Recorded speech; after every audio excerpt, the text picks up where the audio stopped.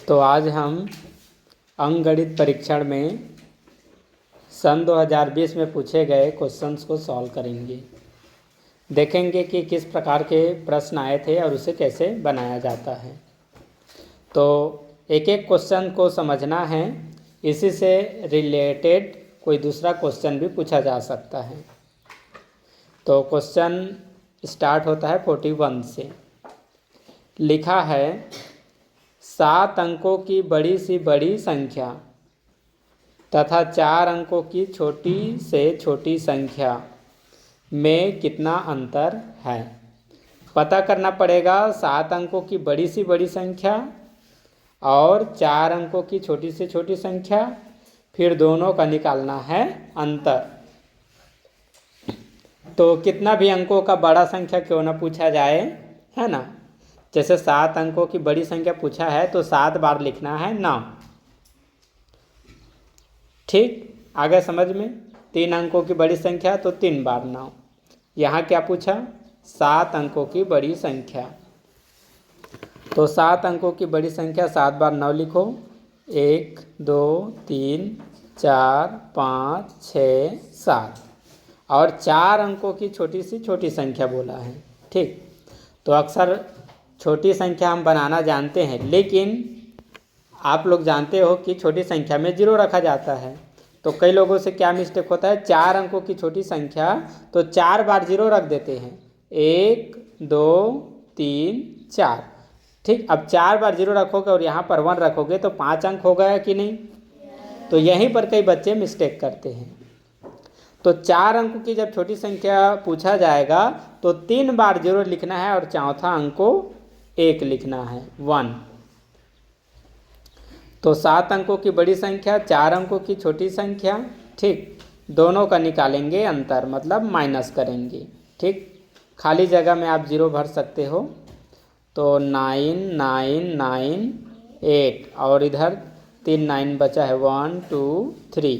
ठीक, तो कितना बन गया, 99,98,999। ठीक, तो यह नंबर कौन से ऑप्शन में है, डी में है। ठीक, तो डी इसका सही उत्तर होगा। Question number 42।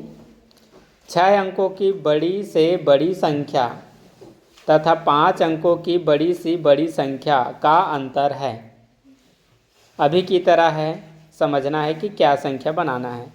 6 अंकों की बड़ी से बड़ी संख्या मतलब 6 बार 9 लिखेंगे, और 5 अंकों की भी यहाँ पर बड़ी से बड़ी संख्या। पिछले बार में 4 अंकों की छोटी संख्या पूछा था, यहाँ पर 5 अंकों की बड़ी संख्या। ठीक, तो 6 अंकों की बड़ी संख्या 6 बार 9 लिखो। 1 2 3 4 5 6। और 5 अंकों की बड़ी संख्या लिखो 1 2 3 4 5। ठीक, अब अंतर बोला है तो माइनस करेंगे, योगफल बोलेंगे तो जोड़ना पड़ेगा। तो 0 0 0 0 0 9। ठीक, तो ये है इसका आंसर। ऑप्शन में देख लो, इसका भी ऑप्शन आ रहा है डी। तो ऑप्शन याद मत करना, 41 का भी डी, 42 का भी डी नहीं, आपको समझना है क्वेश्चंस को। ठीक है, क्वेश्चन नंबर 43। ठीक, तो ये 2020 में जब बच्चे एग्ज़ाम दिलाकर आए थे, है ना, तो मैंने पूछा था, तो अधिक से अधिक बच्चों का ये गलत ही आया था। क्यों गलत आया था, क्योंकि उसने क्वेश्चन को ध्यान नहीं दिया था। क्वेश्चन में क्या लिखा है, ध्यान नहीं दिया था। बच्चों ने क्या समझा था, निम्न में से कौन सी संख्या 25 के बराबर है समझा था, और क्वेश्चन में क्या पूछा है, नहीं है पूछा था। हल बच्चों को करना आता था, लेकिन एक क्वेश्चन को ध्यान से नहीं देखा, जिसके वजह से वो गलत आया। और सिलेक्शन लाने के लिए एक क्वेश्चन का सही बनना और गलत बनना भी आपके सिलेक्शन को रोक सकता है और सक्सेस करा सकता है। ठीक है, तो क्वेश्चन को सबसे पहले सही तरीके से पढ़ना है। अक्सर ऐसा गलती होता है। यहाँ पर पूछा था निम्न में से कौन 25 के बराबर नहीं है। ठीक, तो सॉल्व करोगे, देखो 4 के पहाड़ा में 100 कितने बार में आएगा? 25 बार में। ठीक, अब ये 50 का 50 लिखे और इसे सॉल्व करने पर कितना आया? 25। तो 50 में 25 घटाओ, 25 आ गया, तो ये 25 के बराबर हो गया। तो ऑप्शन यही आएगा क्या? नो, नहीं है पूछा, ये तो है। और क्या किया बच्चों ने? सॉल्व किया, 25 आ गया, खुशी के मारे गदगद लगा दिया। ठीक, इसी को। अब बी में आ जाओ। ठीक है, ब्रैकेट पहले सॉल्व करेंगे, इसको भी हम लिख सकते हैं, यहाँ पर 20 लिख लिए। ठीक, ऐसे सॉल्व कर देते हैं। तो 20 4 के पहाड़ा में आएगा 5 बार में, दोनों को जोड़ दो 25, तो ये भी 25 के बराबर ही है। और नहीं है वाला के लिए फिर आगे बढ़ते हैं। यहाँ से लिखते हैं 10 को। ठीक है, और 5 × 2 10 प्लस करेंगे, +10। ठीक, फिर प्लस 10 - 5 5 हो जाएगा। ठीक, अब जोड़ दो 10 10 20 + 5 25, तो ये भी 25 आ गया, ये भी ऑप्शन नहीं है। ठीक है, अब बगैर हल किए इसी को भी हम टिक लगा सकते हैं, पता चल रहा है 3 तो नहीं आया, तो चौथा यही होगा। ठीक, तो 2 का पहाड़ा एक बार पढ़ो 2, लेकिन यहाँ 24 है ना, तो 24 और 2 कितना हो गया? 26, तो यही 25 के बराबर नहीं है, ऑप्शन आएगा डी। ठीक, सरलीकरण करना है। ठीक है, क्वेश्चन नंबर 44 में x का वह मान जिसके लिए निम्न समीकरण सत्य है, तो वह इनमें से कौन सा ऑप्शन है पूछ रहा है। x का मतलब ये समझो कि x की जगह कोई संख्या है। ठीक, तो वह संख्या ऑप्शन ए हो सकता है, बी हो सकता है, सी हो सकता है, डी हो सकता है। एक चीज़ ये समझ लो, x की मान पूछ रहा है ना, तो x की मान ये 4 में से कोई एक है। तो ऐसा भी कर सकते हो, जैसे कभी समझ में नहीं आता है तो पहला ऑप्शन को लो, x की जगह रख दो और इसको सॉल्व कर दो, तो सॉल्व करने पर लोएस्ट फॉर्म आ गया 4/3, तो ऑप्शन ए सही है। ये नहीं आया तो बी को वहाँ रख दो और सॉल्व करो, तो यदि 4/3 आ गया तो बी सही। एक तरीका ये होता है। ठीक, और बगैर इनमें से कोई ऑप्शन को रखे बगैर उसको सॉल्व करना है तो वही ज़्यादा उचित होता है। क्यों? ए को रखे सॉल्व नहीं हुआ, अब बी को रखो फिर सॉल्व करोगे, 2 बार सॉल्व के मतलब बहुत ज़्यादा टाइम लग गया है कि नहीं, और एग्ज़ाम में उतना टाइम नहीं होता है। तो ऐसे क्वेश्चन के तरीका को समझना है कि कैसे सॉल्व किया जाता है। ठीक है, बहुत आसान है। देखो, सबसे पहले मिश्र भिन्न को अनुचित में चेंज करना है, तो 11 का पहाड़ा 3 बार 33 है ना, 33 और 7 कितना हो जाएगा? 40, तो 40/11 लिखेंगे। ठीक, यहाँ है मल्टीप्लाई, फिर 11/5, ये है पहला ब्रैकेट का क्वेश्चन। डिवाइड, मल्टीप्लाई, कोष्टक के अंदर क्या है? मल्टीप्लाई, तो एक भिन्न संख्या और होल नंबर का मल्टीप्लाई जब करते हैं तो इस होल नंबर का मल्टीप्लाई ऊपर वाली नंबर से किया जाता है, याद रखो हमेशा, चाहे ये इस पार हो तो भी और इस पार में हो तो भी।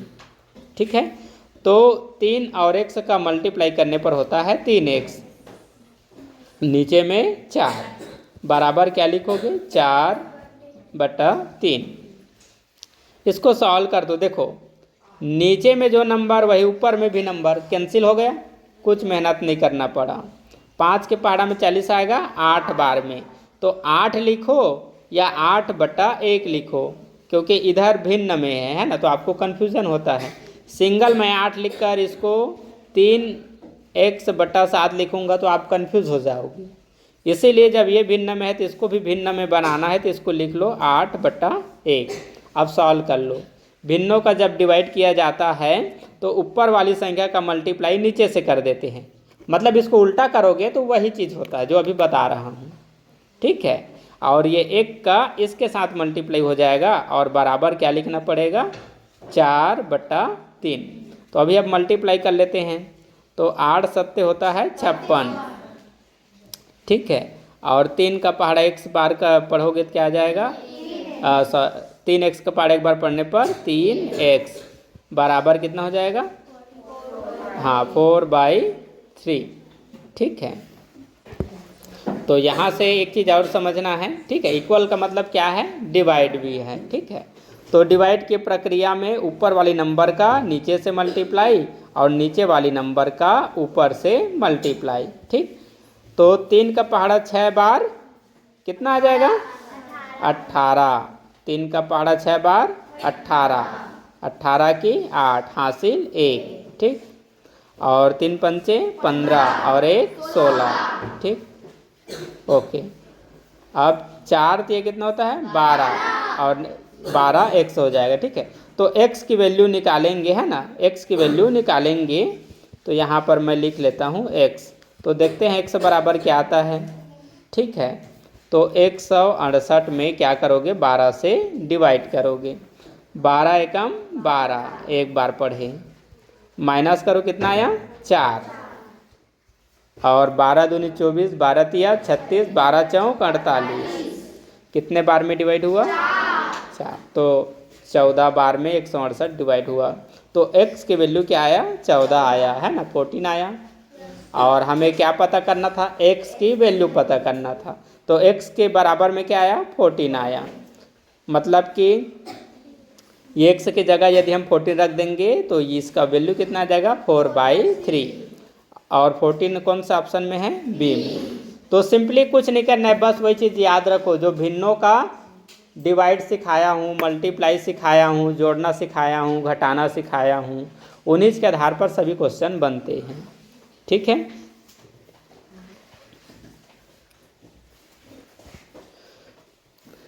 Question number 45। सबसे ज़्यादा आप लोगों ने इसी को पढ़ा है, महत्तम समापवर्तक और लघुत्तम समापवर्तक को, है ना। तो क्वेश्चन में क्या पूछा है, 45, 60 और या तथा 75 के महत्तम समापवर्तक तथा लघुत्तम समापवर्तक एलसीएम का योगफल है। शब्दों को विशेषकर ध्यान देना है। इसने बोला है योगफल ज्ञात करना, तो क्या चीज़ का योगफल, ये 3 संख्या है, इसका पहले निकालो महत्तम समापवर्तक और इन्हीं 3 संख्याओं का निकालो लघुत्तम समापवर्तक। तो महत्तम और लघुत्तम को जोड़ोगे तो क्या मिल जाएगा, योगफल। ये है इनका कहने का मतलब। ठीक है, तो पहले निकालते हैं महत्तम समापवर्तक, 45, 60 और 75। ठीक है, तो महत्तम समापवर्तक संख्या क्या होता है, एक ऐसी बड़ी सी बड़ी संख्या होता है जो इन तीनों को डिवाइड करता है। पता कर सकते हो कि तीनों को डिवाइड करने वाला बड़ी से बड़ी संख्या क्या है, कौन सा है, 15 है, 15 है। 15 के पहाड़ा में 45 आता है कितने बार में, 3 बार में। 60 कितने बार में आता है, 4 बार में। 75 कितने बार में आता है, 5 बार में। अब 15 से बड़ा और कोई संख्या नहीं है जो तीनों को डिवाइड करे। छोटा तो मिल जाएगा, छोटा में 3 भी है, 5 भी है कि नहीं, लेकिन बड़ा से बड़ा तीनों को डिवाइड करने वाला ना, बड़ा से बड़ा कौन है, 15 है। तो महत्तम समापवर्तक मिला 15, महत्तम समापवर्तक मिला 15। जिसको पता नहीं कि 15 कैसे आएगा, वो महत्तम समापवर्तक निकालने का जो डिवीजन मेथड बताया हूँ उससे पता कर लेना, बड़ी संख्या को लिखकर छोटी संख्या से डिवाइड करते हुए। अब हम निकालेंगे लघुत्तम समापवर्तक। ठीक है, तो लघुत्तम समापवर्तक निकालने के लिए क्या करेंगे, तीनों को डिवाइड करने वाली यदि छोटी से छोटी संख्या मिलता है तो भी छोटी से कर लो, और बड़ा नंबर मिलता है तो भी कर सकते हो। बड़ा नंबर अभी 15 मिला था, 15 से ही कर लेते हैं, जल्दी हो जाएगा। तो 15 दूनी 30, 15 तिया 45, 15 चौक 60, 15 पंचे 75। अब ये तीनों नंबर अपने ही नंबर से ही बस डिवाइड है ना। तो 5 का पहाड़ा 4 बार पढ़ो 20, 20 का पहाड़ा 3 बार पढ़ो 60। ठीक, अब 15 का पहाड़ा 6 बार पढ़ दो, 90 आया है ना, और एक जीरो को पीछे तो 900 LCM। ठीक, तो महत्तम समापवर्तक बना है 15, LCM बना है 900। तो 900 में 15 जोड़ोगे कितना बनेगा? 915। देखो ऑप्शन किस में है? सी में। ठीक, 900 प्लस 15 तो 915 आंसर। क्वेश्चन नंबर 46 में दिया है 3/8 divide under bracket 5/3 minus 1/6 bracket के बाहर प्लस 5/8। इसको सॉल्व करने पर इनमें से किसके बराबर होगा? ठीक है, दो ऑप्शन भिन्न में है और दो ऑप्शन मिश्र भिन्न में है, ये विशेषकर ध्यान देना है। और जो भी भिन्न होता है या मिश्र भिन्न होता है उसमें भिन्न हमेशा ज़्यादा से ज़्यादा लोवेस्ट फॉर्म में ही होता है। ठीक है, तो इसे सॉल्व करेंगे। 3/8 डिवाइड 5/3 माइनस 1/6 प्लस 5/8। ठीक है, सबसे पहले ब्रैकेट सॉल्व करेंगे, है ना। तो दो भिन्न संख्याओं को घटाना है। एलसीएम कितना बनेगा? 6 बनेगा, क्योंकि छोटी संख्या 3 बड़ी संख्या 6 को डिवाइड कर रहा है, तो बड़ी संख्या बनता है एलसीएम। अब एलसीएम नंबर में नीचे वाली नंबर से क्या करते हैं? डिवाइड। तो 6 आएगा 3 के पहाड़ा में 2 बार में। अब उसी 2 का ऊपर वाली नंबर से मल्टीप्लाई, तो 2 पंचे 10। और यही प्रक्रिया फिर से जितना भिन्न होगा उतने बार यही प्रक्रिया। नीचे नंबर से इसमें डिवाइड करो, 1 आया 6 के पहाड़ा में 6 एक बार में, और 1 से 1 में मल्टीप्लाई तो 1। ठीक, अब इसी को सॉल्व कर दो, कितना आया? 9/6। लोवेस्ट फॉर्म भी निकल रहा है, निकाल दो। दोनों किससे डिवाइड है? बड़ा से बड़ा नंबर 3 से। 3 से 9 3 बार में, 3 से 6 2 बार में। ठीक, अब इसके आगे में क्या है? Divide 3/8 plus 5/8। तो किसे पहले सॉल्व करेंगे? डिवाइड को। ठीक है, तो यहाँ से हमें 3/8 का 3/8 लिखना पड़ेगा। मल्टीप्लाई करेंगे तो 2 ऊपर चला जाएगा और 3 नीचे, प्लस 5/8। ठीक, तो 3 से 3 कैंसिल हो जाएगा। ठीक है, यहाँ 2/8 है, लोएस्ट फॉर्म भी निकलेगा इसका। तो इसका लोएस्ट फॉर्म निकाल देते हैं। 2 को एक बार में और 8 को 4 बार में। ठीक, तो 2/8 को लिखेंगे 1/4 प्लस यहाँ से लिखेंगे 5/8। ठीक, अब भिन्न संख्या को जोड़ेंगे। ठीक, तो दोनों का एलसीएम कितना आ जाएगा? 8।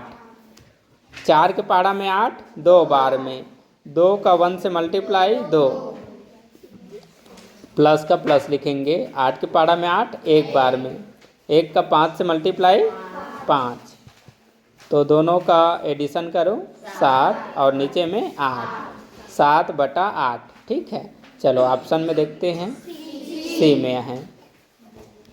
Okay, question number 47। यदि 15 माइनस 15 डिवाइड, ये डिवाइड है,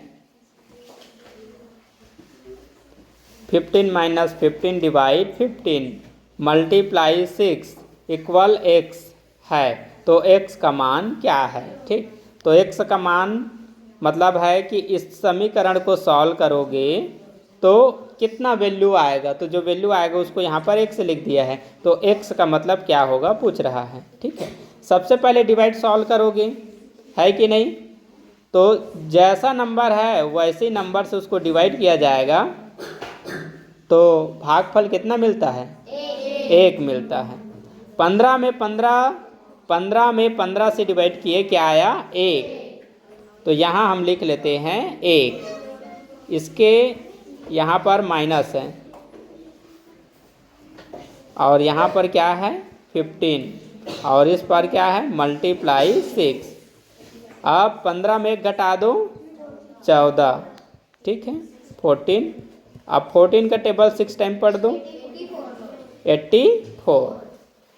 तो ऑप्शन डी में। ओके, यहाँ से मैंने मिस्टेक किया है ना। मल्टीप्लाई सॉल्व करना था, मैंने माइनस कर दिया है। ठीक है, तो यहाँ पर 6 का पहाड़ा एक बार पहले पढ़ेंगे, क्या आ जाएगा? 6 आ जाएगा। ठीक है, यहाँ पर मैंने गलत किया है, ध्यान दीजिए। ये तो ठीक था, 15 से 15 में भाग किए, एक आ गया, माइनस का माइनस, 15 का 15, और मल्टीप्लाई के बाद 6 के बाद 6 है। ठीक है, तो मल्टीप्लाई पहले सॉल्व होगा, 6 माइनस 15। ठीक, और ऑप्शन में भी मैच हो गया था। ठीक है, गलत किया लेकिन ऑप्शन मैच हो गया था। तो कभी कभी ऐसे ही होता है, हम गलत करके आते हैं, ऑप्शन भी मैच हो जाता है, बट वो हमें सही लगता है। ठीक है, तो 15 में 6 घटा दूँ, 9 आया।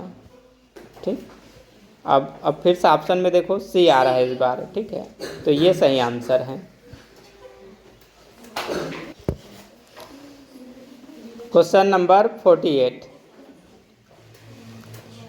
में 0.9 डिवाइड ब्रैकेट अंदर 0.3 मल्टीप्लाई 0.3 का मान है। ठीक है, तो ये क्वेश्चन भी पहले की तरह बहुत ही सिंपल है। ठीक है, तो सबसे पहले ब्रैकेट अंदर को सॉल्व करेंगे, है ना। तो दशमलव हटा लोगे तो क्या बचेगा? सिर्फ 3। इस तरफ से दशमलव हटा लोगे तो क्या बचेगा? 3, और 3 का 3 से मल्टीप्लाई 9, क्या बचा? 9। अब दशमलव लगाना मत भूलना। ठीक है, देखो यहाँ दशमलव के बाद एक अंक है, और इस पार भी दशमलव के बाद एक अंक है। तो पीछे से दशमलव कितने अंक के बाद लगेगा? 2 अंकों के बाद। कितने अंकों के बाद? 2 अंकों के बाद। यहीं पर कई लोग गलत करेंगे, मल्टीप्लाई तो ठीक करेंगे, दशमलव गलत जगह लगा सकते हैं। ठीक, एक अंक के बाद, यहाँ पर भी एक अंक के बाद, तो दशमलव लगेगा पीछे से 2 अंकों के बाद। तो पहला अंक तो 9 हो गया, तो दूसरा अंक क्या होगा? 0, और यहाँ पर लगेगा दशमलव, फिर 0। अब यहाँ से लिखो डिवाइड 0.9। ठीक, अब दशमलव संख्या का डिवाइड, तो दशमलव संख्या को भाग करना सिखाया था, है ना। क्या करना है? यहाँ से दशमलव हटाएंगे तो सिर्फ 9 हो जाएगा, और इस तरफ दशमलव के बाद जितने अंक है उतने 0 इसके पीछे लगा देंगे। ठीक, डिवाइड का डिवाइड। अब इस तरफ से दशमलव हटा देंगे तो सिर्फ क्या बचेगा? 9, और इस तरफ दशमलव के बाद जितना अंक है उतना 0 इसके पीछे लगा देंगे। ठीक, तो 90 के पहाड़ा में 900 आएगा 10 बार में। आंसर आया डी, ऑप्शन डी में है। ठीक, क्वेश्चन नंबर 49। ठीक है, तो ये वाला क्वेश्चन एग्जाम में बहुत से बच्चों ने गलत किया था। ठीक, यदि आप इनके कहने के मतलब को समझ गए तो आप इसको बना सकते हो। क्या बोल रहा है? यदि एक संख्या b एक अन्य संख्या c से 10% कम है तथा c 150 से 5% अधिक है, तो b का मान क्या होगा? b का मान पूछ रहा है। इसमें उस संख्या को ढूंढना पड़ेगा जिससे कनेक्ट करके अन्य 2 संख्याओं की वैल्यू पता किया जा सकता है। तो वह संख्या यहाँ पर 150 है।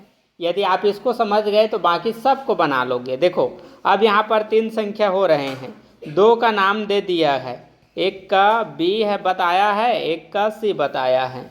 ठीक, तो तीसरा संख्या क्या हो जाएगा? 150। ठीक, तो 150 को हम a बोल देते हैं। ठीक है, तो इसको a पहले रखते हैं, a b c। ठीक, तो a वाली संख्या कौन सा है? 150। तो इसी से कनेक्ट करके अन्य 2 संख्याओं की वैल्यू हम निकाल सकते हैं। ध्यान दीजिए इधर, तो जैसे ये 150 है। ठीक है, अब किसका वैल्यू निकालना पड़ेगा पहले? b का कि c का? c का पहले निकलेगा। देखो क्या बोला है, यदि एक संख्या b एक अन्य संख्या c से 10% कम है, तो b c से 10% कम है, तो जब तक c पता नहीं चलेगा b कैसे निकालोगे, है ना। तो c, अब c का वैल्यू कैसे निकालोगे, c 150 से 5% अधिक है। c कितना है, 150 से 5% अधिक है, तो c का वैल्यू निकालेंगे। ठीक है, तो c 150 से, तो 150 लिखे, 150 से कितना अधिक है, 5% अधिक है। तो सबसे पहले ये निकालो कि 150 का 5% का बटा 100 कितना बनता है। तो 150 का 5% निकालो, जो आया उसको इसी में जोड़ दो। क्यों जोड़ोगे, क्योंकि c 150 से 5% अधिक है, तो 105 का 5% जितना आएगा उसको वापस इसी में जोड़ देंगे, तो पता चल जाएगा कि ये कितना अधिक है। तो एक जीरो से एक जीरो कैंसिल कर देते हैं। ठीक है, 5 के पहाड़ा में 10 आ जाएगा 2 बार में, और 2 से इसमें डिवाइड करोगे 15 में, तो 7.5 आएगा। कितना आएगा, 7.5। ठीक, तो ये 7.5 5% का वैल्यू है। किसका 5%, 150 का। तो 150 से ये 5% अधिक है, मतलब 7.5 अधिक है। ठीक, तो 150 को इसी में भी जोड़ो, 150 प्लस 7.5, तो 5.751, अर्थात c का वैल्यू हो गया 157.5। समझ में आया।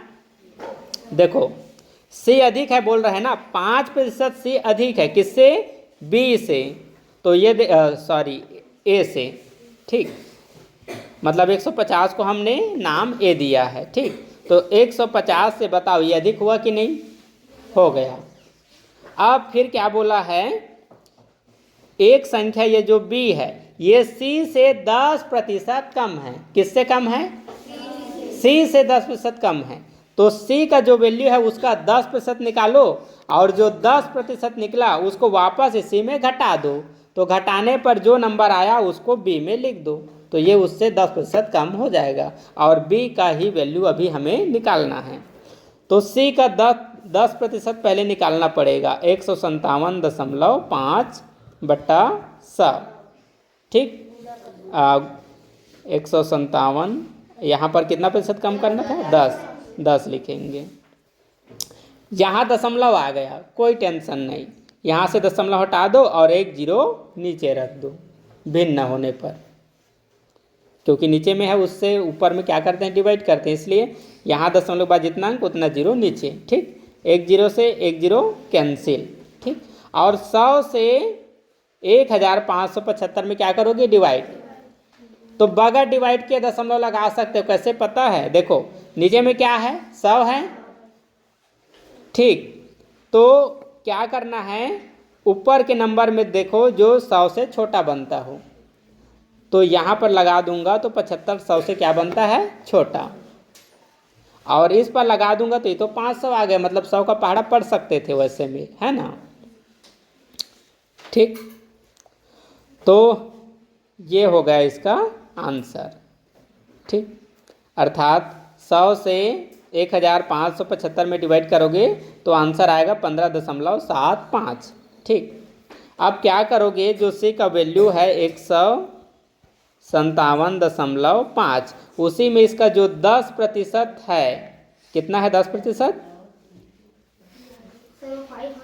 5 हट गया ना, देख लेते हैं। हाँ 5 हटा है। ठीक है, तो इस नंबर को इसमें क्या करना पड़ेगा, माइनस, क्योंकि 10% कम है बोला है इसलिए माइनस, और अधिक है बोलता तो इसी नंबर को इसमें प्लस करना पड़ता। 15.75, तो 7.5 था ना, तो इस तरफ आ जाएगा यहाँ पर 0। ओके, तो 10 में 5 घटा दो 5, इसमें एक कम करेंगे तो 4 बन जाएगा 14। ठीक है, तो 14 में 7 माइनस 7 पॉइंट, इसमें 1 माइनस तो 6 में 5 माइनस 1। ठीक, और इसमें माइनस करना पड़ेगा नहीं, 5 में 1 माइनस तो 4।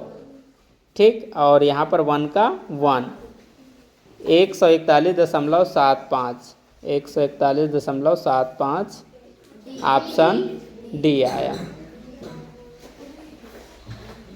ठीक, तो इसे समझना था कौन से नंबर को लेकर उसको कनेक्शन बनाना है। ठीक है, कनेक्ट करना है। तो वह नंबर क्या था, 150 था। 150 से 5% अधिक सी का वैल्यू ये हो गया, फिर इसका 10% निकाल कर 10% कम करोगे तो वो किसका वैल्यू हो जाएगा, बी का। तो बी का वैल्यू आ गया 141.75, यही है आंसर। क्वेश्चन नंबर 50, 175 ग्राम के 10% का 5% बराबर है।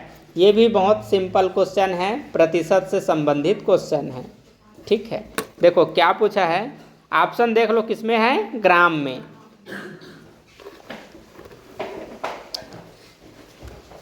देखो कैसे बनाओगे, 175 ग्राम के 10%, तो ऐसे लिखोगे 175, के का मतलब मल्टीप्लाई 10%, तो 10/100 हो जाएगा।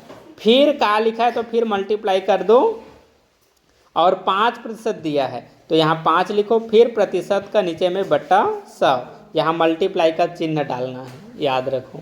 अब इसको हल कर दो। ठीक है, तो 10 के टेबल में 100 आ जाएगा 10 टाइम में। ठीक, और फिर ये 5 10 को डिवाइड करेगा 2 टाइम में, तो नीचे में अभी 2 है, तो 100 इंटू 2 है, तो ये हो जाएगा 200, और ऊपर में क्या बचा है 175। ठीक, लोवेस्ट फॉर्म निकाल लेते हैं। दोनों किससे डिवाइड हैं, हाँ 25 से दोनों डिवाइड हैं। ठीक, बड़ा से बड़ा नंबर किससे डिवाइड है, 25 से। नहीं समझ में आएगा तो 200 से 175 में डिवाइड भी कर सकते हो। ठीक, 25 से ये कितने बार में डिवाइड है, 7 बार में। 100 आ जाएगा 4 बार में, और 75 आ जाएगा 3 बार में, तो 4 और 3 7 बार में। ठीक, और ये 8 बार में। ठीक है, अब क्या करोगे, इस नंबर के जगह 7 में 8 से क्या करो, डिवाइड करो। 7 लिखो, नीचे की नंबर 8 से डिवाइड करो, तो 8 का पहाड़ा 0 टाइम पढ़ेंगे, माइनस करो 7 आया, यहाँ 0 लगाएंगे और यहाँ पर दशमलव। ठीक, तो कितने बार पढ़ सकते हैं, 8 8 64, 8 8 64, 8 8 जा 64, 8 9 72, इससे बड़ा हो जाएगा 72, है ना। तो अब माइनस करो, कितना बचा, 6 बचा, यहाँ एक 0 बढ़ाएंगे। अब कितने बार पढ़ सकते हैं, 7 टाइम, तो कितना बनेगा 56, यहाँ लिखेंगे 7। अब माइनस करो, कितना बचा 4, और 0 रख देंगे तो 40 डिवाइड हो जाएगा 8 से, कितने टाइम में, 5 टाइम में। ठीक, तो 0.875 ऑप्शन ढूंढेंगे, 0.875 ग्राम। ठीक है, ऑप्शन सी आंसर। 200 से इसमें डिवाइड करोगे तो भी वैल्यू वही मिलने वाला है।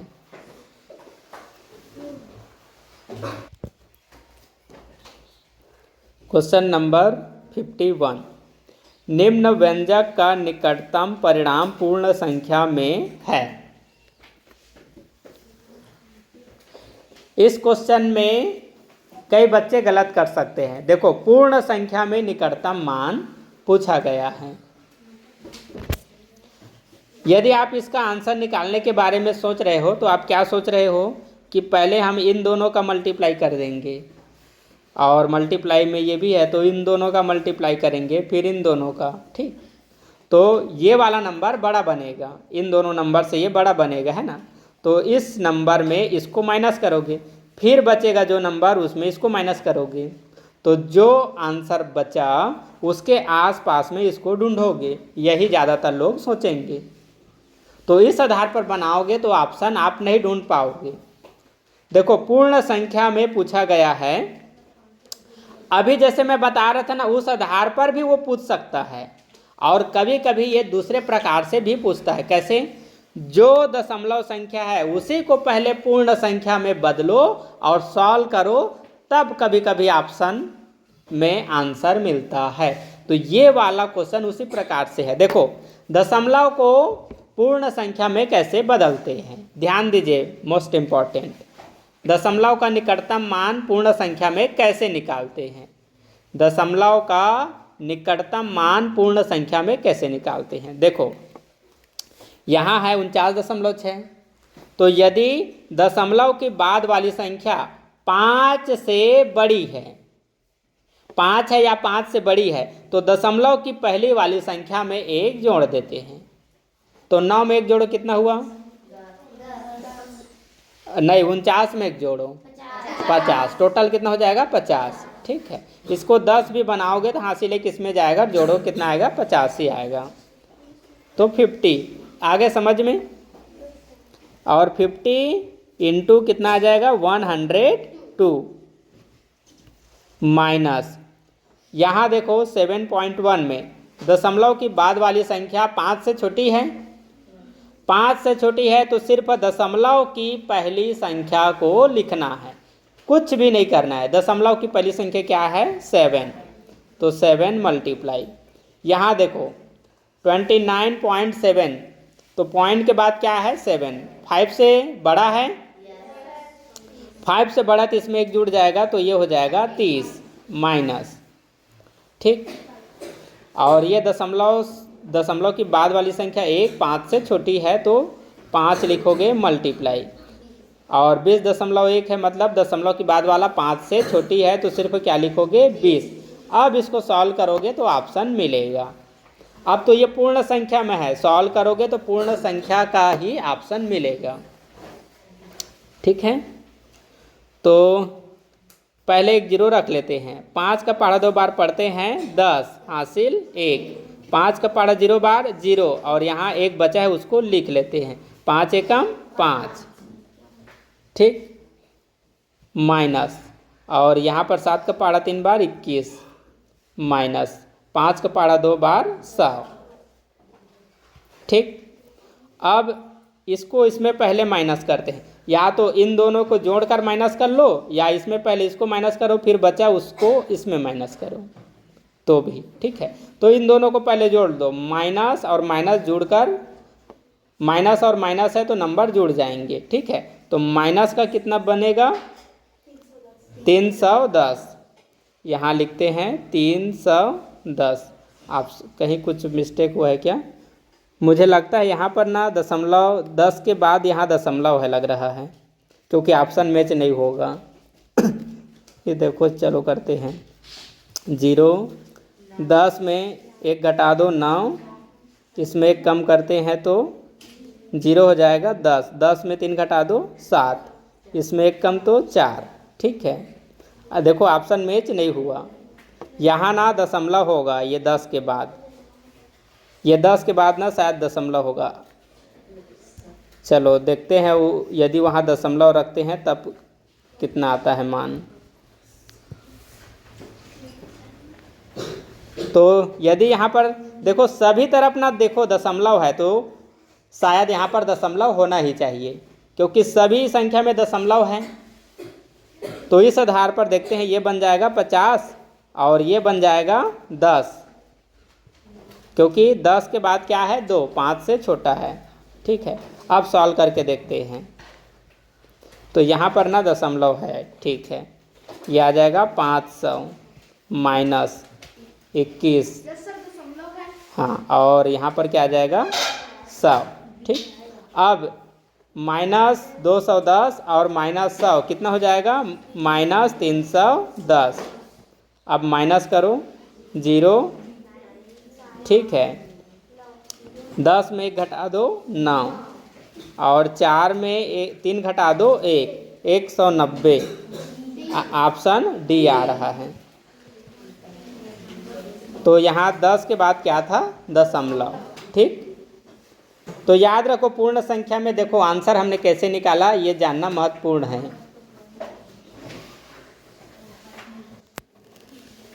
ये वाला भी क्वेश्चन पिछले साल बहुत से बच्चों ने गलत किया था।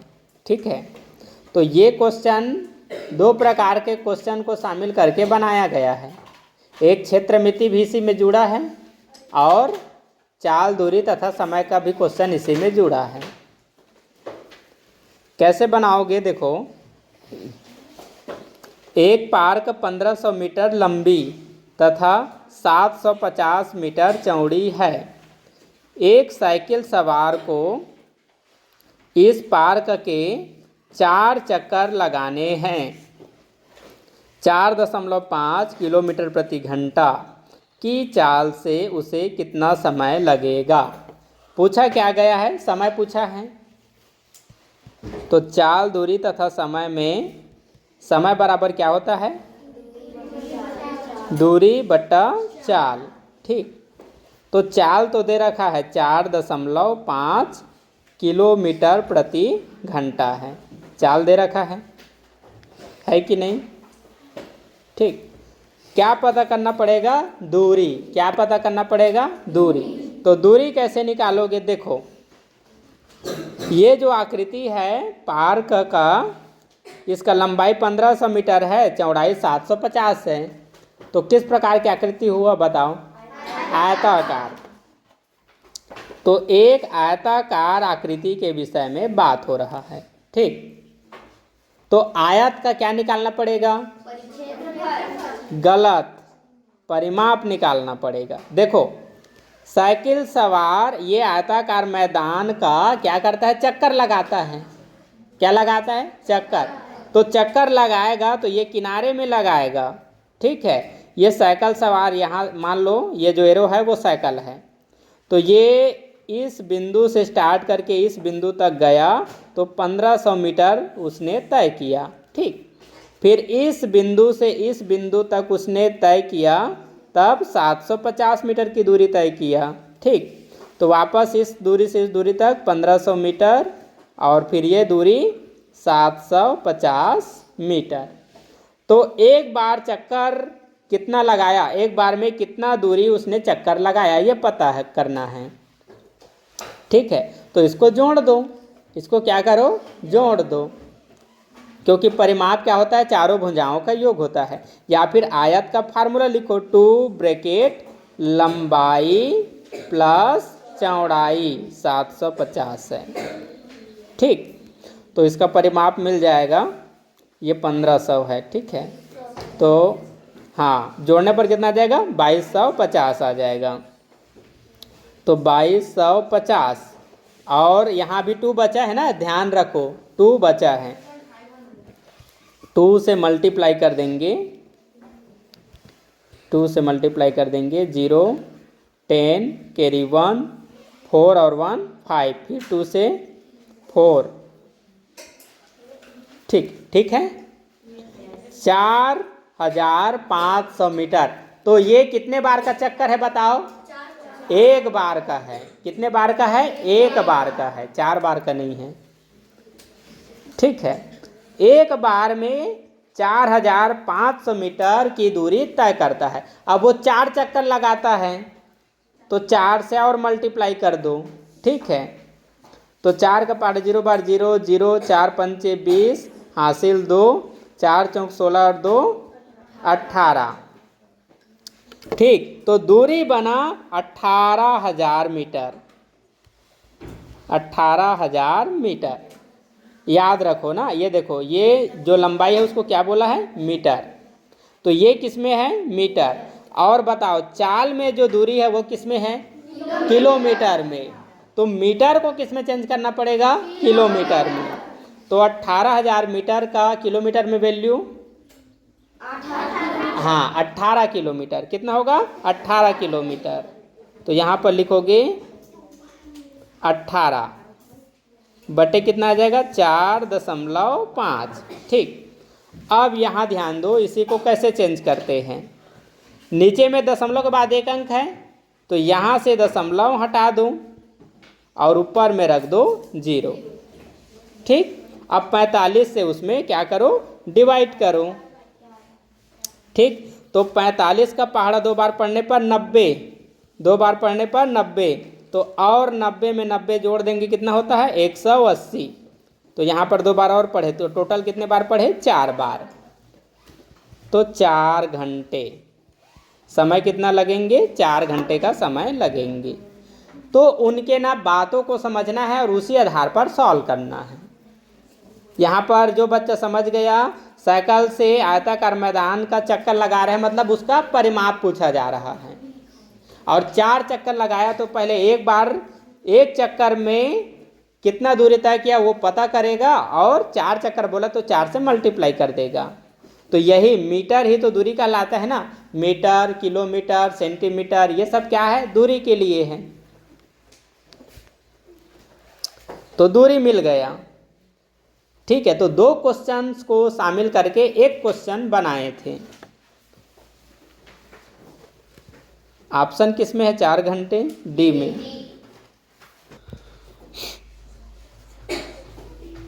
क्वेश्चन नंबर 53, पक्षियों के एक झुंड के 1/4 पक्षी नदी के किनारे पर है तथा झुंड के 1/5 भाग के पक्षी अपने घोंसले में है।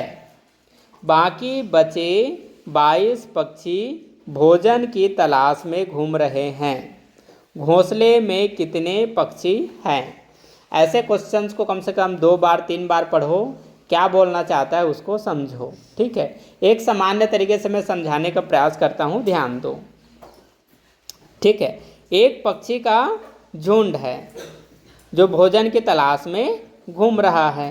ठीक है, तो ये ज़्यादातर नदी के किनारे की बात हो रहा है, तो मैं सरल शब्दों में समझा रहा हूँ। ठीक है, एक सरल शब्दों में। तो देखो, पक्षियों का झुंड हम यहाँ पर बना लेते हैं। ठीक है, पक्षियों का झुंड मान लो एक इस जगह पर है। ठीक, तो एक झुंड को जैसे मैं मान लेता हूँ, पहले पूर्ण संख्या मानता हूँ, भिन्न वाला आप लोगों को जल्दी समझ में नहीं आता है। मान लो 25 पक्षी हैं। ठीक है, 25 पक्षी हैं, तो इसमें से मान लो 10 पक्षी नदी के किनारे हैं। ठीक, 10 पक्षी नदी के किनारे हैं, और इसी में से 4-5 पक्षी को हम ये मान लेते हैं, इसी में से 5 पक्षी को ये मान लेते हैं कि वो भोजन की तलाश में घूम रहे हैं। ठीक है, तो 25 में से 10 इधर आ गया, 5 इधर आ गया, तो कितना बच गया इधर, और कितना पक्षी और यहाँ पर बचा है, 10 पक्षी और बच गया। समझ रहे हो? तो सेम इसी प्रकार से है। तो यहाँ पर जो भी कुल पक्षी था उसको हम क्या मानेंगे, क्वेश्चन के अनुसार x मानेंगे, और x में से कितना इधर नदी की तरफ आया है उसको संख्या में नहीं दिया है, भिन्न में दे दिया है। ठीक है, भिन्न में दे दिया। तो ऐसे क्वेश्चन को कैसे बनाते हैं, देखो अब यहाँ से समझो। तो अभी बताएं, वो थोड़ा बहुत कुछ तो समझ में आ गया है ना। तो क्या मानोगे, पक्षी की संख्या कुल कितना हमें पता है क्या, नहीं, उसको मानेंगे x। ठीक है, x क्या है, कुल पक्षी की संख्या को दिखाता है। ठीक, अब इसी का 1/4 जो हिस्सा है वो कहाँ पर है, नदी के किनारे पर है। तो यहाँ पर x का निकालोगे 1/4, x का 1/4 अर्थात x/4 होगा। ठीक है, इस बात को समझो पहले। तो इतना हिस्सा कहाँ पर है, नदी के किनारे पर। ठीक है, नदी के किनारे पर है। अब फिर से जो पूरा पक्षी था अर्थात x जो पक्षी था उसी में से कुछ हिस्सा जो 1/5 है वो घोंसले में है। तो x का निकालोगे 1/5 अर्थात बनेगा x/5। ठीक, x/5 ये किस में है, घोंसले में है। ठीक, और अभी भी तो एक घोंसला में चला गया है और एक नदी किनारे चला गया है, और अभी जो 22 पक्षी बचे हुए हैं, अभी और कितने पक्षी बचे हुए हैं? 22 पक्षी।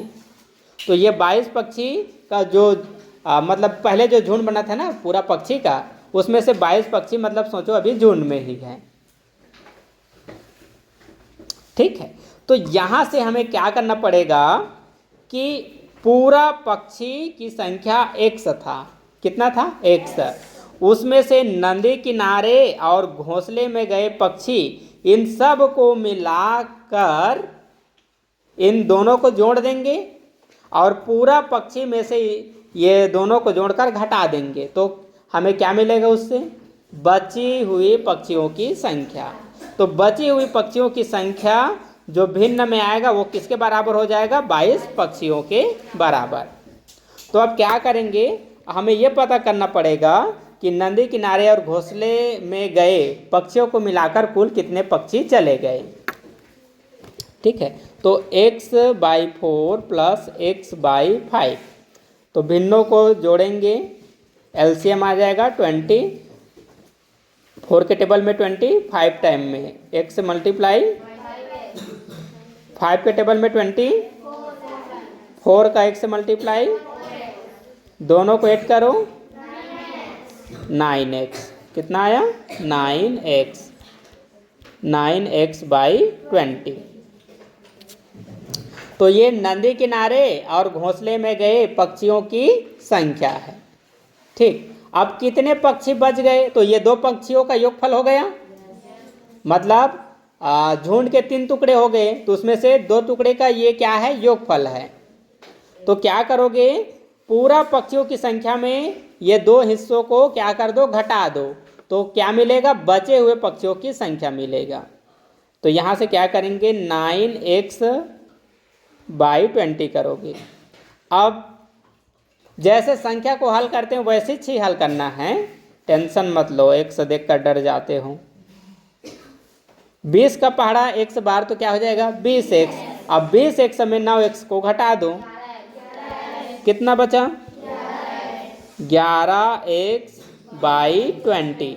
ये क्या है? शेष पक्षी है, बचे हुए पक्षी, क्योंकि पूरा में नदी किनारे और घोंसले में गए पक्षी को घटा देंगे तो बचे हुए पक्षियों की संख्या मिल जाता है। तो ये क्या है? शेष पक्षी, बचे हुए पक्षी है। तो बचे हुए पक्षी भिन्न में ऐसा है और पूर्ण संख्या में कितना है? 22 है। तो यहाँ पर क्या लिखोगे? 22, क्योंकि उसने स्पष्ट बोला है बचे हुए पक्षियों की संख्या 22 है। तो भिन्न में ऐसा और होल में ऐसा। अब इसी को सॉल्व कर दो, तो नीचे वाली संख्या का इसके साथ मल्टीप्लाई, तो कितना आया? 440। और x की वैल्यू निकालेंगे और इसके गुणांक से भाग कर देंगे, तो x की वैल्यू कितना आया? 40। अर्थात कुल पक्षियों की संख्या कितना था? 40 था आंसर। घोंसले में कितने पक्षी थे वहां पर? अच्छा, ठीक है। तो ये क्या है? कुल पक्षी है, कुल पक्षी। ठीक है, अभी ऑप्शन से हमने मैच भी नहीं किया था, ये कुल पक्षी है।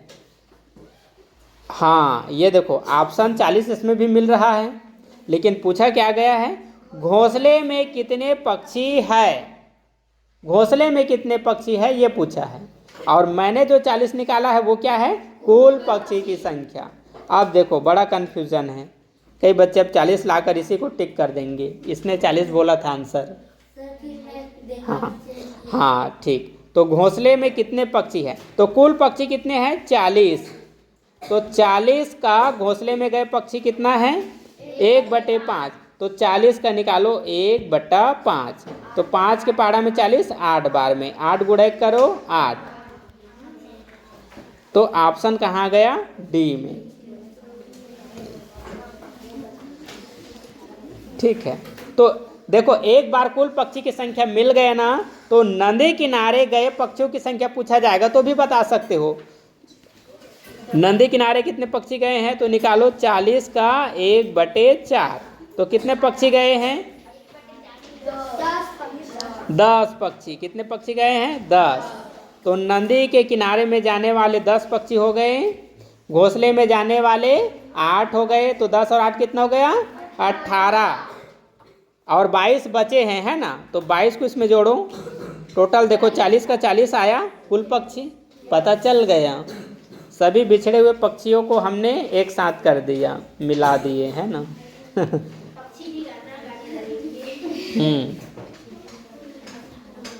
तो आंसर क्या था भाई इसका? घोंसले में गए पक्षियों की संख्या अर्थात 8, ऑप्शन डी। चलिए ध्यान दीजिए, क्वेश्चन नंबर 54। अमित ने एक मेज 1200 में खरीदा, तो ये क्या कौन सा मूल्य कहलाएगा? क्रय मूल्य। तथा इसकी मरम्मत पर 200 रुपया व्यय किया, व्यय मतलब खर्चा किया। तो कुछ भी चीज़ खरीदोगे और उसी पर और खर्चा करोगे तो ये भी क्रय मूल्य में शामिल होता है, याद रखो। उसने फिर इसको 1680 में बेच दिया। अमित का प्रतिशत लाभ अथवा हानि है। यहाँ पर स्पष्ट नहीं बोला कि लाभ हो रहा है कि हानि, आपको पहले पता करना पड़ेगा। लाभ हो रहा है तो प्रतिशत लाभ का फार्मूला लगाकर सॉल्व करोगे, ठीक है, और हानि होगा तो प्रतिशत हानि का फार्मूला लगाकर सॉल्व करोगे। कुल क्रय मूल्य कितना है? 1200 प्लस 200 कितना हो जाएगा? 1040। 1400, ठीक, हाँ 1400 क्या है? क्रय मूल्य। ठीक, अब विक्रय मूल्य कितना दे रखा है? 1680। ठीक, तो देखो कम में खरीदा, ज़्यादा में बेचा, व्यक्ति को क्या मिलेगा? लाभ। ठीक, तो 1640 में 1400 को घटा देते हैं, 1680 में 1400 को घटा देते हैं, कितना बचा? 280। तो लाभ कितना का हुआ? 280 रुपये का। तो लाभ हुआ तो किसका फार्मूला यूज करेंगे? प्रतिशत लाभ का। तो प्रतिशत लाभ का फार्मूला क्या होता है? लाभ गुणा 100। हाँ, तो लाभ आया 180 गुणा 100 बटे क्रय मूल्य कितना है? 1400। 100 से इसका 2 जीरो कैंसिल, ठीक। तो ऊपर में है 280, नीचे में है 14, ठीक है। तो 14 दूनी 28 और जीरो को पीछे, तो 20% लाभ हो रहा है। अब यहीं पर सुनो, कई बच्चों का गलत आ जाएगा। देखो ऑप्शन में 20% हानि भी दिया है, लेकिन हम क्या निकाले हैं? लाभ। तो ऑप्शन लाभ वाले को सेलेक्ट करना। कभी कभी खुशी में दिमाग काम नहीं करता है। 20 आ गया, फटाफट देख लिए, सिर्फ 20 को, हानि को नहीं देख पाए, सी में लगा दिए गोला, ठीक है। तो एक गोला मतलब एक बम आप ही ऊपर गिरेगा, ठीक है। तो ये छोटी छोटी बातों को याद रखना पड़ता है, इसमें मिस्टेक होता है। 20% क्या है? लाभ है, ऑप्शन डी आएगा। Question number 55। एक वर्ग तथा एक आयत के परिमाप समान है। ध्यान दो, ये सबसे मोस्ट इम्पॉर्टेंट सेंटेंस है। क्या बोला है? जितना वर्ग का परिमाप होगा उतना ही आयत का परिमाप है। वर्ग की भुजा 16 मीटर है तथा आयत की लंबाई 18 मीटर है, आयत की चौड़ाई है। क्वेश्चन आसान है, जो समझ रहा है उनके लिए। देखो, दो आकृति का जिक्र हुआ है। एक आकृति है वर्गाकार, ठीक, और एक आकृति है आयताकार, ठीक। तो आयताकार आकृति की सिर्फ लंबाई दिया है 18 मीटर, और इसका चौड़ाई भी दे दिया, तब तो आंसर ही पता चल गया। इसका आंसर भी पता चल गया।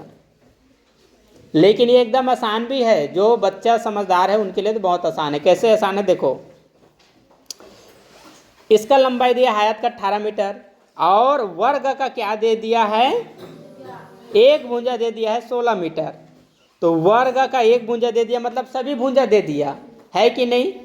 क्योंकि सभी भुजा बराबर होता है। तो ये 16, ये भी 16, ये भी 16, ये भी 16, तो 16 4 बार है, 16 चौक 64, 16 चौक 64, 64 क्या है?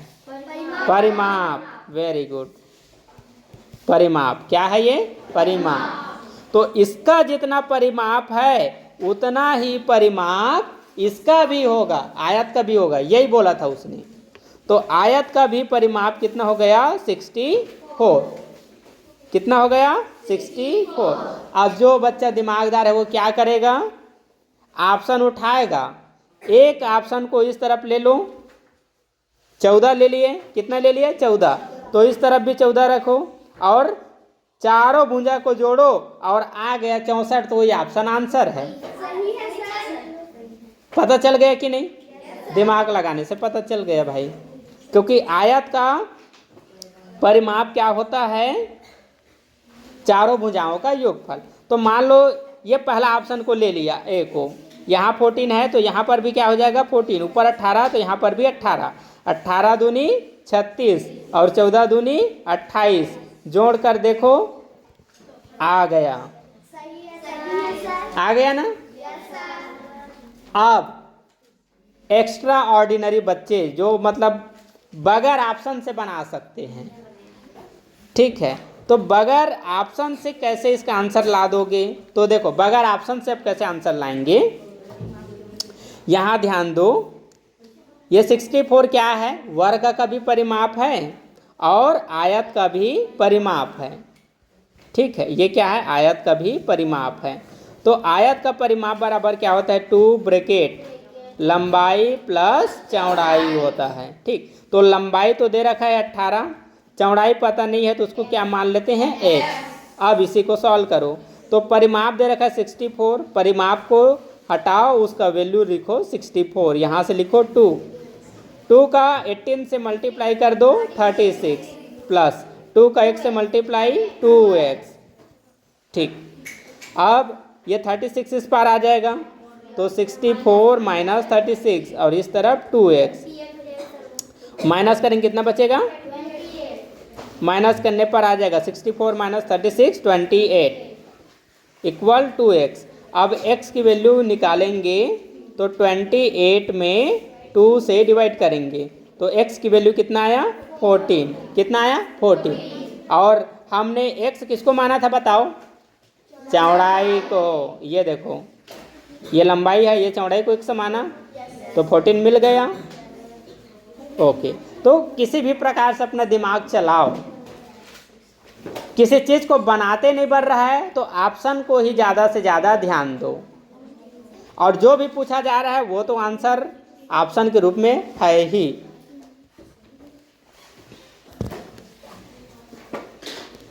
क्वेश्चन नंबर 56,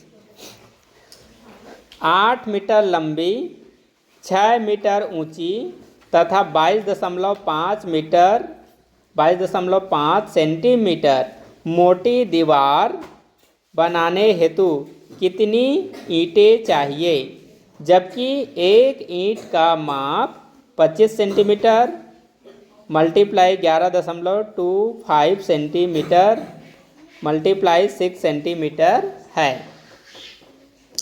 यहाँ सबसे पहले ये ध्यान दो, ईंट का जो माप है सेंटीमीटर में है, ठीक, और ये जो दीवार की माप है ना, उसकी लंबाई मीटर में है और ऊंचाई मीटर में है, लेकिन इसकी जो मोटाई है वो सेंटीमीटर में है।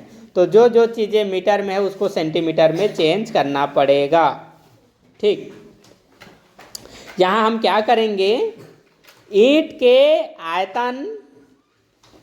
आयतन से, ठीक है, ये जो दीवार है ना, दीवार के आयतन में हमें भाग करना है, तो उससे पता चल जाएगा कि कितना ईंट लगेंगे।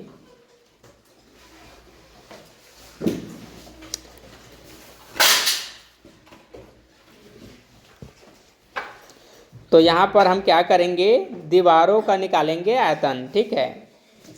तो दीवार किस आकार में होगा? देखो लंबाई अलग है, चौड़ाई अलग है, मोटाई अलग है, तो ये क्या, कौन सा आकृति होगा? घनाभ।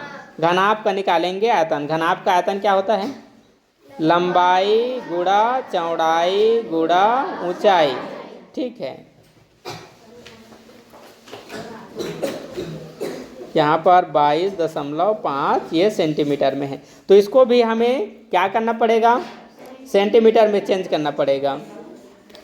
मीटर को सेंटीमीटर में चेंज करने के लिए 100 से गुणा करेंगे तो ये हो गया 800 सेंटीमीटर, ये 600 सेंटीमीटर। ठीक, और ये तो पहले से ही दशमलव में है। ठीक, अब नीचे आ जाओ। ईंट का आयतन निकालते हैं 25 सेंटीमीटर और ये 11.25 है ना, दशमलव है ना यहाँ पर। ठीक, 11.25 सेंटीमीटर गुणा 6 सेंटीमीटर। ठीक, यहाँ देखो दशमलव है, दशमलव का काम करना हम जानते हैं ना कैसे करना है। यहाँ से दशमलव के बाद 2 अंक है ना, तो 2 जीरो ऊपर के किसी भी में लगा दो चलेगा। 3 संख्या तीनों में से किसी में भी लगा दो। ठीक, और ऊपर में दशमलव के बाद 1 अंक है तो 1 जीरो तीनों में से किसी में भी लगा दो। तो एक काम करते हैं, ये 0 0 वाले को हटाकर उसी में लगाते हैं। ठीक है, यहाँ दशमलव के बाद 1 अंक है तो 1 जीरो यहाँ बढ़ा देंगे, और यहाँ दशमलव के बाद ये 2 अंक था तो 2 जीरो इसमें लगा देंगे। यहाँ से दशमलव हटाए, यहाँ से दशमलव हटाए। आ गए समझ में? तो दशमलव का झंझट खत्म। 1 जीरो से ये 1 जीरो से ये 1 जीरो हटा दिए। ठीक है, अब कोई भी संख्या जो एक दूसरे को डिवाइड करता है डिवाइड कर दो, उससे ज़्यादा सरल हो जाता है। ये 25 800 को भी डिवाइड करेगा, 600 को भी। चलो 800 को करते हैं। ठीक है, 800 को कितने बार में डिवाइड करेगा, 800 ऐसे लिख लो और यहाँ 25 से डिवाइड कर दो। 25 दूनी 50, 25 तिया 75, 3 बार। माइनस करने पर 5 और ये 0 पीछे, तो ये आ जाएगा 2 बार में, 32 बार में। ऊपर में लिखेंगे 32 इंटू 600 इंटू 20, अच्छा 2250 है। और नीचे में 1125 इंटू 6, अच्छा 6 इसको भी डिवाइड कर देगा। ठीक है, 6 से 6 एक बार में, मतलब ऊपर में क्या आ जाएगा 100। 32 गुणा 100 और 2250 नीचे में है ना, 1125 बस। अब ये नंबर इसको डिवाइड करेगा, है ना। 1125 2250 को कितने बार में डिवाइड करेगा, 2 बार में, 2 बार में। ठीक, हमारा आंसर आने वाला है 32 गुणा 100 गुणा 2। ठीक, 100 का पहाड़ा 2 बार 200। अब 32 का पहाड़ा 2 बार 64, 2 जीरो पीछे। ठीक है, 6400 ईंटें। चलो ऑप्शन से मैच करते हैं हो रहा है कि नहीं। हाँ है, कौन से ऑप्शन में है, सी में। ठीक, तो कुछ इस प्रकार से बनाना है। नहीं समझ में आया तो वीडियो रिपीट कर लेना।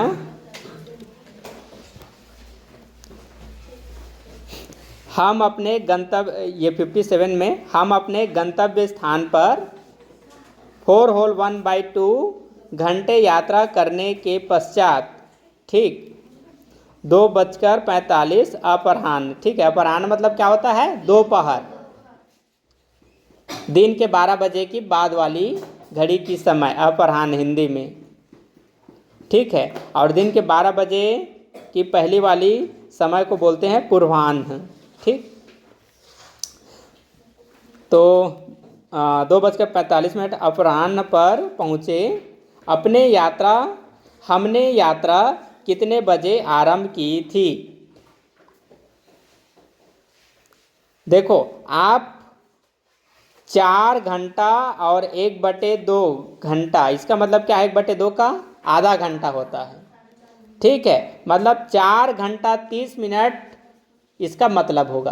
तो 4 घंटा 30 मिनट के समय, ठीक है, 4 घंटा और 30 मिनट का समय तक यात्रा करते हुए आप कोई जगह में 2:45 में पहुंच गए, तो आप कितने बजे यात्रा शुरू किए थे वो बताना है। तो क्या करना पड़ेगा, एक ही चीज़ बस को समझना है कि ये जो समय है दिन की 12 बजे की बाद वाली समय है, ठीक। तो 24 घंटे के टाइम में 2:45 को लिखेंगे 14:45, एक को 13 पढ़ोगे, 2 को 14 पढ़ोगे, तो 2:45 को 24 घंटे के टाइम में हम लिखेंगे 14:45, ठीक। और जितने घंटे तक आपने यात्रा किया है उसी को इसमें क्या करो, माइनस। तो 4 सही 1/2 का मतलब कितना है, 4 घंटा 30 मिनट है। नहीं समझ में आ रहा है तो मिश्र भिन्न में चेंज करो, ठीक है। 2 चौक 8 और 1 9। अब 9 को 2 से भाग करो, दशमलव के बाद तक करते जाना, तो 8 आ जाएगा 4 बार में, 9 में 1 घटा दो, 9 में 8 घटा दो, 1, यहाँ दशमलव यहाँ 0, ठीक। और ये आ जाएगा कितने बार में, 5 बार में, 4.5 आया, ठीक है। तो 4.5 का मतलब होता है 4:30, ठीक। तो घड़ी टाइम में उसी को क्या लिखोगे, 4:30 लिखते हैं। कितना लिखते हैं, 4:30, ठीक। तो यहाँ पर लिखोगे 4:30।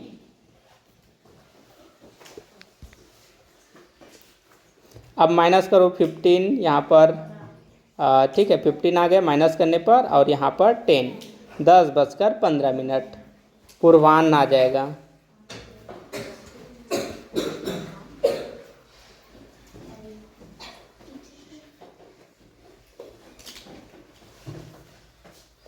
ऑप्शन कहाँ पर है, सी में।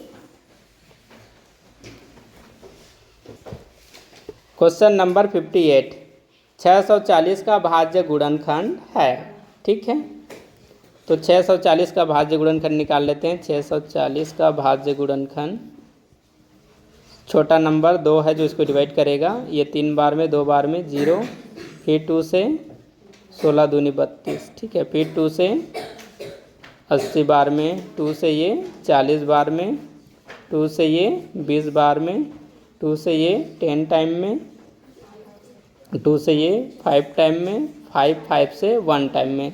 2 कितने बार आया है, 1 2 3 4 5 6 7, ठीक है। तो 7 बार 2 होना चाहिए और 1 बार 5। इसको देखते हैं, ये तो कम ही लग रहा है, 1 2 3 4 5 6 7 और 1 5, ठीक है। ऑप्शन डी सही है। क्वेश्चन नंबर 59, कितने वर्षों में 1200 रुपये की राशि 5% वार्षिक साधारण ब्याज की दर से 1800 रुपया हो जाएगी, ठीक। तो 1800 रुपया बनेगा मिश्र धन और 1200 रुपया बनेगा मूलधन, ठीक। तो 1200 रुपया मूलधन है, 1800 मिश्र धन है, तो यहाँ से क्या निकल जाएगा, ब्याज। तो 1800 में 1200 घटा दो, कितना बचेगा, 600। ब्याज कितना निकला, 600। ब्याज बराबर 600 रुपया, ठीक। क्या पूछा है, कितने वर्षों में, तो वर्ष मतलब समय, साधारण ब्याज का समय क्या होता है, साधारण ब्याज, ठीक। हाँ, साधारण ब्याज वाली क्वेश्चन में समय का फार्मूला होता है साधारण ब्याज। तो 600 निकला गुणा 100 बटा मूलधन 1200 आया, गुणा दर कितना है 5%। 100 से 1200 का 2 0 कैंसिल, ठीक। और 12 पंचे कितना होता है 60, तो ये 50 हो जाएगा। ये 5 0 50, नीचे में 5, 5 के पाड़ा में 50, 10 बार में 10 वर्ष, 10 वर्ष, option A. Question number 60 last question है, ठीक है। दशमलव संख्या का यहाँ पर मल्टीप्लाई करना है। तो दशमलव संख्या का मल्टीप्लाई कैसे करते हैं ध्यान दीजिए, नहीं जानते हो तो सीखो, जानते हो तो अपना आंसर मैच करना, ठीक है। तो दशमलव हटा देते हैं, 14,075 मल्टीप्लाई यहाँ से दशमलव हटा देंगे तो एक के पीछे में दो, एक के सामने में 2 जीरो आएंगे, है ना। तो उसका वैल्यू नहीं रहेगा, सिर्फ क्या लिखोगे, एक ही लिखोगे। और इसका पहाड़ा एक बार पढ़े तो यही नंबर आ गया, है कि नहीं।